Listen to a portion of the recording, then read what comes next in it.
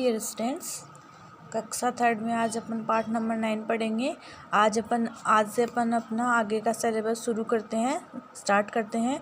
चलो अपन part number 9 पढ़ते हैं। पार्ट नंबर 9 है सफाई की सीख, कि सफाई हमें रखनी चाहिए या नहीं रखनी चाहिए, उसके बारे में सीखेंगे। आप अपने शरीर की सफाई के लिए क्या करते हैं? चॉकलेट खाने के बाद आप रैपर का क्या करते हैं? जो कागज़ रहता है उससे कहाँ फेंकते हैं? साफ़ सफाई क्यों ज़रूरी है? आप अपना सामान और घर कैसे साफ रखते हैं? मोहल्ले और स्कूल में कहाँ कहाँ गंदगी दिखाई देती है, उसे कौन साफ करता है? इनके बारे में आज अपन इस पाठ में पढ़ेंगे। चलो शुरू करते हैं।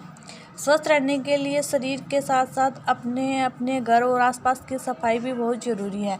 हमें स्वस्थ रहने के लिए क्या घर के आसपास और अपने साथ शरीर की और घर के आसपास की सफाई ज़रूरी है। सुबोध और उसके साथियों ने सलब के मोहल्ले में क्या सीख दी? अब देखो, सुबोध कौन है? एक लड़का है। उसका साथियों ने सलब का एक मोहल्ला है, एक लड़के का, उसमें क्या सीख दी? इस पाठ में अपन इसके बारे में पढ़ते हैं। चलो, सुबोध ने नए स्कूल में एडमिशन लिया था। सुबोध क्या था? एक लड़का था, उसने नए स्कूल में एडमिशन लिया था। वह पढ़ने में बहुत तेज़ था, कि बहुत ही होशियार था पढ़ने में। कक्षा में हमेशा प्रथम आता था, कक्षा में उसका पहला स्थान आता था। खेल कूद में भी सबसे आगे रहता था, खेलने में भी वो सबसे आगे था। कक्षा में उसके कई मित्र बन गए थे। नए स्कूल में गया तो उसकी क्लास में बहुत सारे फ्रेंड्स बन गए थे। सलब उसका सबसे पक्का मित्र था, सलब उसका सबसे अच्छा मित्र, बेस्ट फ्रेंड था। एक दिन सलब ने सुबोध को अपने जन्मदिन पर बुलाया। एक दिन क्या था? सलब का बर्थडे था और सलब ने सुबोध को बुलाया। सुबोध ने उसे दोपहर उपहार में देने के लिए कहानियों की कुछ पुस्तकें खरीदी। उसने क्या किया?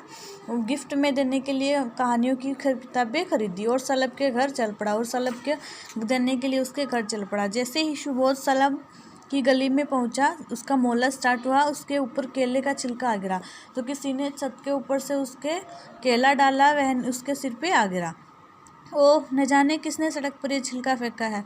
उसने क्या सोचा? ओह, न जाने किसने छिलका सड़क पर फेंक दिया है, सुबोध ने मन में कहा। उसने छिलका उठाया और इधर उधर देखा। कुछ दूरी पर उसे एक कूड़ेदान दिखाई दिया। देखो, एक कूड़ादान मतलब कूड़ा डालने वाला दिखाई दिया। उसने छिलका उसमें डाल दिया, उसने केले का छिलका उसमें डाल दिया। कूड़ेदान के बाहर भी कूड़ा फैला हुआ था। कूड़ेदान था लेकिन उसके अंदर कूड़ा नहीं था, उसके बाहर फैला हुआ था। चारों तरफ मक्खियाँ भिनभिना रही थी, इधर उधर गंदगी फैली हुई थी। क्या हुआ था वहाँ? चारों तरफ मक्खियाँ भिनभिना रही थी और गंदगी फैली हुई थी। कुछ और आगे बढ़ा तो सुबोध को तेज़ बदबू आई। क्या हुआ? कुछ और आगे गया तो सुबोध को बहुत तेज़ बदबू आई। उसने नाक पर रुमाल रख लिया और अपने नाक पर रुमाल रख लिया। उसने देखा कि नालियों में कूड़ा जमा होने से पानी रुका हुआ है। नालियों में क्या था? कूड़ा भरा हुआ था, तो वो पानी वहीं रुका हुआ है। इससे पानी से बदबू आ रही है। तो इससे क्या हुआ? उसमें क्या आ रही थी? पानी से भी बदबू आ रही थी। सुबोध नाक पर रुमाल रखे सलब के घर पहुंचा। उसने नाक पर रुमाल रखाई और सलब के घर पहुंच गया।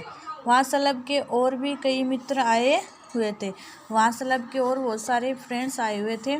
सलब ने सुबोध को अपनी मम्मी और पापा से मिलवाया, मम्मी पापा से मिलवा दिया।